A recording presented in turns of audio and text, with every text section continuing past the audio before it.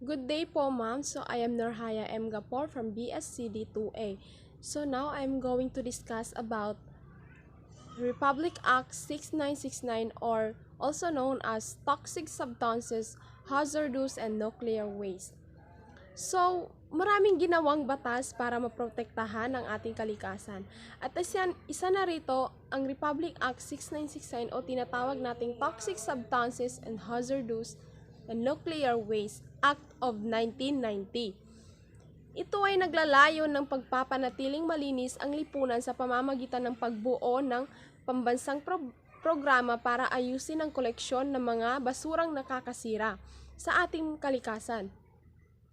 Ang paglabag sa RA 6969 ay makakaapekto ito sa pang-economy, panglipunan at maging na rin sa kapaligiran na kung lalabagin ng mga kumpanya o pabrika ay maaari silang masuspinde ang kanilang business o pwede ring ipasara ang kanilang kabuhayan kung patuloy pa rin silang lalabag sa batas.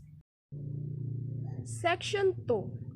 Ang batas na ito ay gumagawa ng mga probisyon upang makontrol, higpitan at ipagbawal ang pag-aangkat, paggawa, pagproseso, pagbibenta, pamamahagi, paggamit at pagtapon ng mga chemical na sangkap at pinaghalong nagpapakita ng panganib o pinsala sa kalusugan ng tao at hayop o sa kapaligiran. Itinadhana nito ang pagbabawal sa pagpasok, paglipat ng mga mapanganib at nuclear na basura at ang pagtapon ng mga ito sa Pilipinas habang hinihikayat ang pagsasaliksik at pag-aaral sa mga nakakalason na kemikal. Ang mga probisyon ng batas na ito ay dapat sumaklaw sa pag-i-import. Section 3. Ang batas na ito ang pag-angkat, paggawa, pagproseso, transportasyon, pagbibenta, pamamahagi, paggamit at pagtapon ng lahat ng hindi naayos na chemical na sangkap at mga mixtures sa Pilipinas, kasama na ang pagpasok kahit nasa biyahe, pati na rin ang pag-iimbak at pagtapon ng mga mapanganib na basura sa bansa para sa anumang layunin. Section 4. Objectives. First is upang mapanatili ang isang imbitaryo ng chemical na kasalukuyang ini-import, ginagawa o ginagamit na nagpapahiwatig bukod sa iba pa. Ang kanilang mayroon at posibleng paggamit sa detang pagsubok ng mga pangalan. Second, upang masubaybayan at makontrol ang pag-angkat, paggawa, pagproseso, paghawak, pag-imbak at transportasyon, pagbibenta, paggamit at pagtapon ng mga chemical na sangkap at mga mixtures na nagpapakita ng hindi makatwirang peligro o pinsala sa kalusugan o sa kapaligiran. Third, upang ipaalam at turuan ang populasyon tungkol sa mga panganib na dumadalo sa paggawa, paghawak, pag-iimbak, transportasyon, pagproseso, pamamahagi, paggamit at pagtapon ng mga nakakalason na chemical at iba pang sangkap at mixture. And the last, upang maiwasan ang pagpasok kahit na sa pagbiyahe, pati na rin ang pag-iimbak at pagtapon ng mga panganib at nuclear na basura sa bansa para sa anumang layunin. Section 5. Definition. Ang ibig sabihin ng chemical substances ay ang nangangahulugang anumang organic or inorganic na sangkap ng isang particular na pagkakakilanlang. Then, ang chemical mixture ay nangangahulugang anumang kombinasyon ng dalawa o higit pang mga chemical na sangkap. Unreasonable risk. Ang ibig sabihin nito ay nangangahulugang inaasahang dalas ng hindi kanais-nais na mga epekto o masamang epekto na nagmumula sa isang particular na pagkakalantad sa isang sangkap. Then, ang ibig sabihin ng importation ay ang pagpasok ng isang produkto o sangkap sa Pilipinas. Hazardous substances are which present either short-term acute hazards such as acute toxicity by ingestion, inhalation, or skin absorption, corrosivity, or other skin or eye contact hazards or the risk of fire of explosion, or long-term environmental hazards including chronic toxicity upon repeated exposure, carcinogenicity, which may in some cases result from acute exposure but with the long latent period, resistance to the detoxification process such as biodegradation, the potential to pollute underground or surface water, or aesthetically objectionable properties such as offensive odors. Hazardous waste. Ang mga mapanganib na basura ay tinutukoy dito bilang mga sangkap na walang ligtas na paggamit sa komersyal, pang-industriya, pang-agriculture, pang-ekonomiya at pinapadala mula sa bansang pinagmulan para sa pagtatapon o pagbibiyahe sa anumang bahagi ng Pilipinas.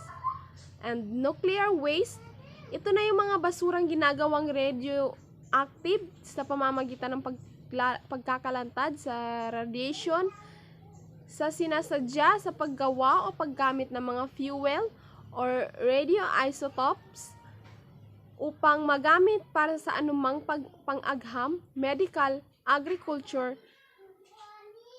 or layuning pangkakalakalan o pang-industriya. Section 6. Functions, powers, and responsibilities of the Department of Environment and Natural Resources.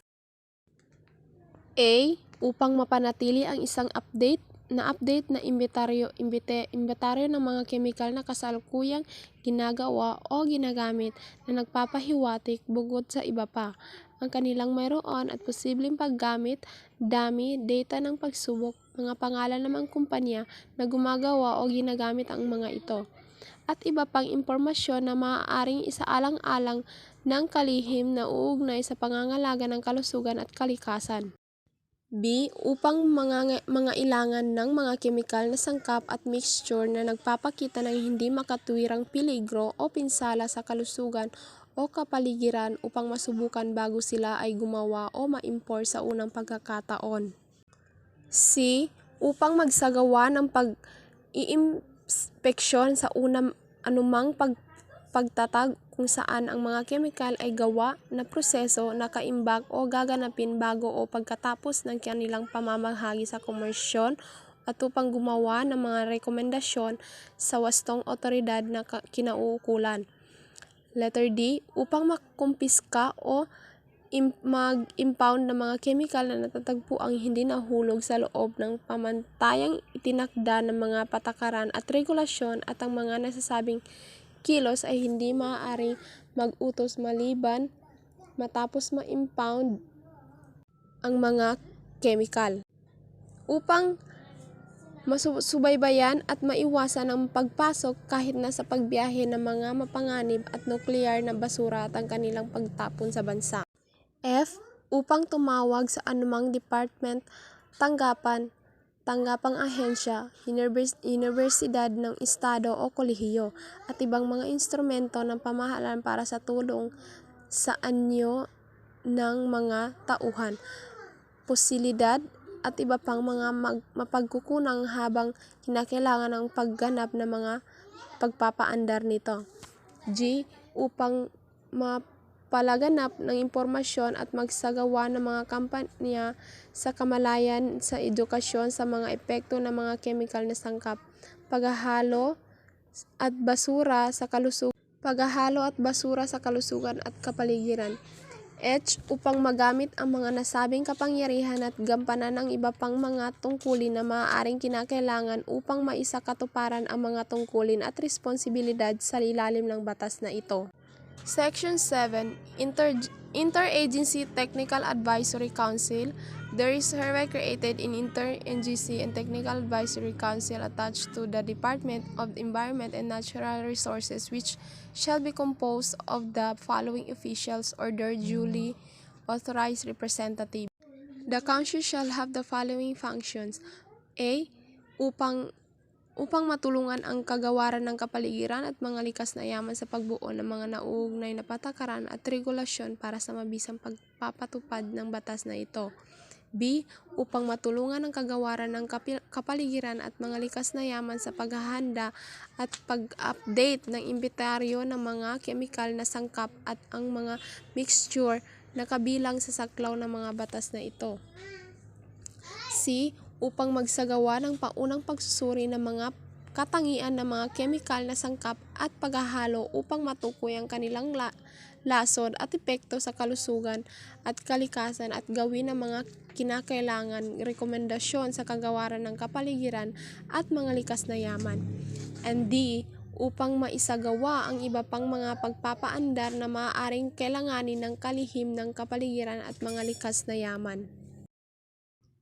So, ang continuation po ng topic na ito ay re-report po ng aking kasama. Salamat po. Once again, I am Norhaya M. Gapor from BSCD 2A.